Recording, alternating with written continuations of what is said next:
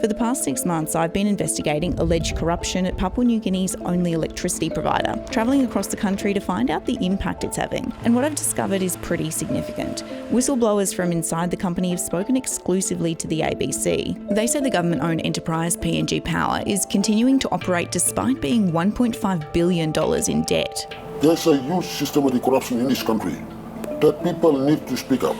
Do you think PNG Power is at the brink of financial collapse? Definitely.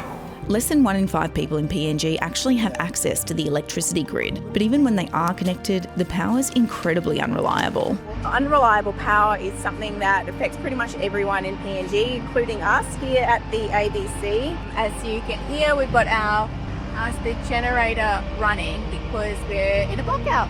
It's why Ian Chow, who owns one of the country's largest biscuit factories, runs his entire production line off diesel generators. When the power goes off, your machine will stop, and within 3 minutes you will have a big fire in the ovens.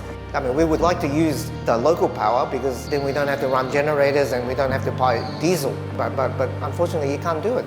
About an hour from the city of Lae is PNG's largest pig farm. So I've just gotten out of the car and the first thing that I can hear is the generator running. The farm uses generators too, even though a contractor was paid to connect the property to the grid back in 2022, but they're still waiting. Are you aware that a contractor has been paid to actually connect this property to the mains power grid?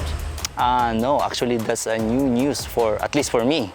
According to a document seen by the ABC, the electricity project is one of 5 in the area which hasn't materialised, with $200,000 allegedly unaccounted for. PNG Power didn't respond to the ABC's specific questions, but in a separate statement, it said it had increased revenue by 16% and was investing $50 million to address financial losses. Back in the capital Port Moresby, some of PNG Power's biggest creditors are owed collectively nearly $600 million. It's only the goodwill of those companies that's actually keeping the lights on. I think sooner or later their shareholders will say, look, enough is enough.